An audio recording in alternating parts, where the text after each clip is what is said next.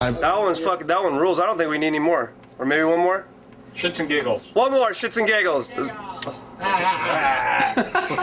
There's a few parts in that song that we tried that have never been done by us, like the incorporation of using extreme sub bass. We got our buddy J.E., hip-hop producer actually, to come in and do some 808 blasts, and he made all those, and it came out really great. We just heard those a couple weeks ago for the first time. Dude, the backups and screams are crazy. Mix. Oh, cool. Yeah, I've been listening to that. Is it up a little louder or something? Yeah. Nice. So if you have a system with subs, you're actually going to hear just a super low sub bass come in, and it'll just rattle your speakers. And I think that's something that, you know, hard rock, heavy metal bands and songs haven't really done. We're in Vegas a lot, and I like to gamble. I love to gamble. That's a good time. I was like, you know that chromatic scale when you pull down a slot machine? I was like, that'd be pretty fucking sick as a riff. Zachy came back with a full-on chromatic scale. Like, you know, he took the idea and it was awesome. He sent us this demo of it. We're like, yeah, that's perfect. That's really cool. Brian went home and he came up with the da-da, kind of added a little more groove to it. The da-da. He's always been a really big fan of those type of like grooving, like bending, huge guitars. He just loves that stuff. And he loves it when it's a little bit out of tune and a little bit, you know, wavering a little bit so it's not too pretty sounding. The guitar solo, we were actually lifting weights, working out, and I was like, dude, you know what would be cool in the beginning of the record would be if you just shredded over something and you didn't even really, it really didn't even have any notes. You're just doing a motif of like a over and over and over. Okay. And the solo is the hardest solo to play because it's all picked. It may sound like it's something else, but it's all picked. It's all those fast, ridiculous triplets, and I don't know how I'm gonna play it live, but we'll figure it out. That's a badass solo. it's a song that you could definitely bang your head to, or you can always see one of your favorite dancing girls dancing to it. To me, this song with the riffs and stuff was like a strip club anthem, you know, just pure groove. Girls can dance to it. At the end of that song, we kind of wanted to make it like kind of coming in and out and a little bit more of like a euphoric type of feeling. So me and our engineer Fred sat up really late one Saturday night and we started messing around with samples and with delays and reverbs and different sorts of things. And we sat there and just took all my vocals and took them apart and let them go through it. I love I like it. the way it like blends into the chorus. That's the craziest, yeah. So that's how Scream came about. We didn't want it to be like, oh, here's a grooving part and we're gonna ruin it with a fast part. Kept the whole thing grooving, the whole thing's the same tempo, and it just always makes you bop your head. You'll never hear a part in that song where you don't just want to go like this.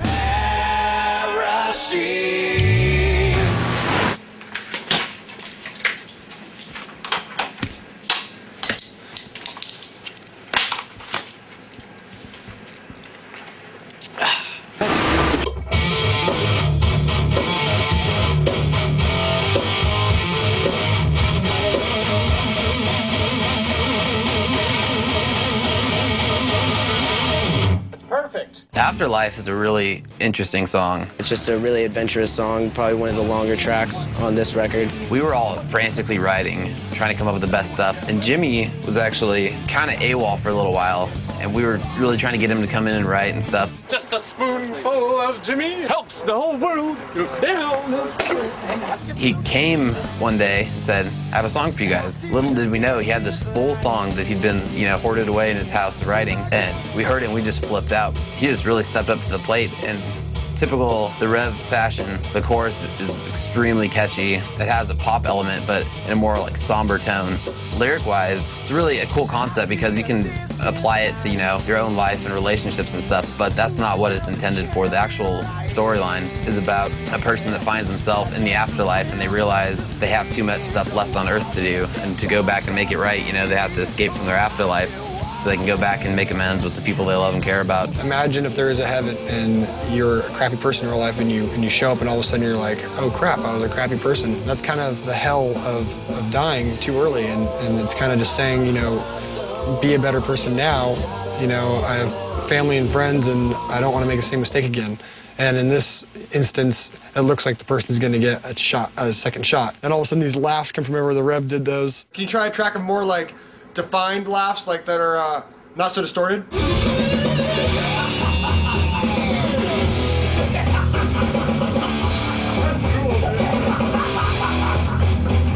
know, he just went in there and started laughing. He was laughing so hard, and he wasn't even, nothing was funny. He was just laughing, and I was laughing my ass off in the control room just because it just seemed so funny to me that he was doing laugh tracks over and over and over. Awesome. Dude, you're a fucking genius, dude. To throw that in this song is the fucking best thing I've ever heard. Yeah. During the demoing of the song, we had strings on the keyboard that we were playing, and we eventually got to have Mark Mann come in. One of the great things about Avenged Sevenfold, the guys, is that they're brave enough to try new things. They're also confident enough to know that their songs and their musicianship are just so great that they allow someone to come in and arrange things or add things, and that's a great honor. I mean, it's trust. And that was really cool to work with him. He came in and did all the string parts that we wanted to have an intro and then slam into our traditional Avenged Sevenfold duels.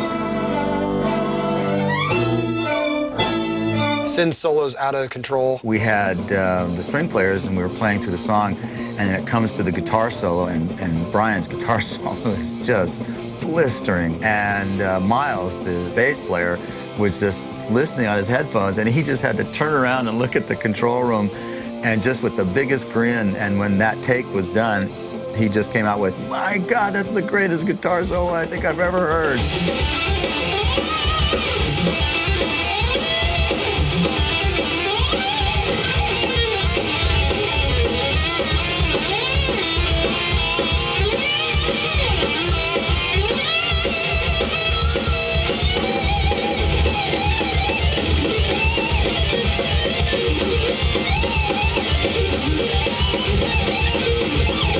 The solo in Afterlife was definitely a trek. It wasn't really written before the studio. I try and get as many solos written before I get in the studio as possible. Just creates a better vibe that way, and from what I gathered, the Rev wanted something ridiculously crazy.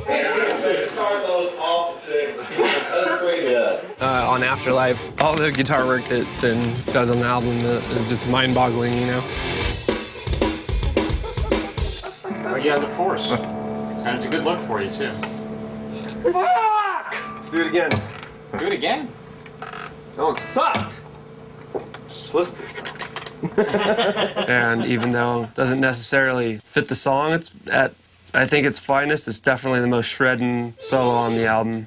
It's ridiculous. It was fun to definitely push the boundaries. I've done stuff that I never thought I could ever play. It's definitely a great feat as far as I'm concerned. That's just one of 11 examples of amazing fucking guitar solos. That's how that song came about, and we're really proud of it. I think the Rev did an amazing job, and he really came up big on that song, and hell yeah. Hello? Scream went dead. Fred's fucking with us. Fred needs a refresher course. Let's go back to Full Sail. Oh, Fred didn't like that. All right. Got a little more run up? Got it now.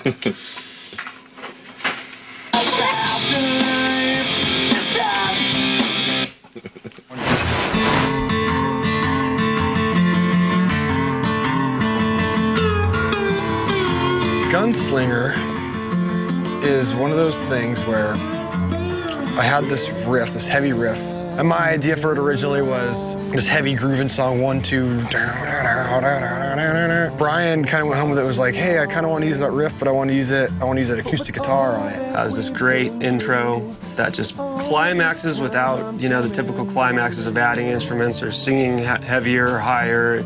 It just kind of goes naturally it goes from 1 to 10 by implying numbers 2 through 9. That was about as cool as it gets. That's absolutely unreal. It was really cool to have an intro and a whole verse. It's about a minute long at the beginning of the song where it's just the acoustic guitar and M. Shadow's voice. We had this melody over this, and it was like, wow, that's kind of cool. And then it kind of went into my idea of it, which was when the song explodes into the rock part. The thing that I love about that song is that no matter who I've shown that song to, it's always the same reaction. If you play that song to somebody new that's never heard it before, just kind of stand over their shoulder, and when the chorus comes on, look at their arms, and you'll see every little hair on their arm standing up, because it's just that kind of song, which gives you the chills. He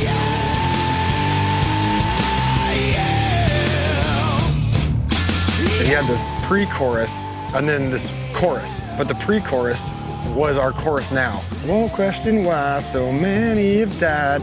That whole part was his pre-chorus, and me and the Rev looked at each other, we're like, dude, that can't be a pre-chorus. That's like a chorus. There's like closure in that. I think it's definitely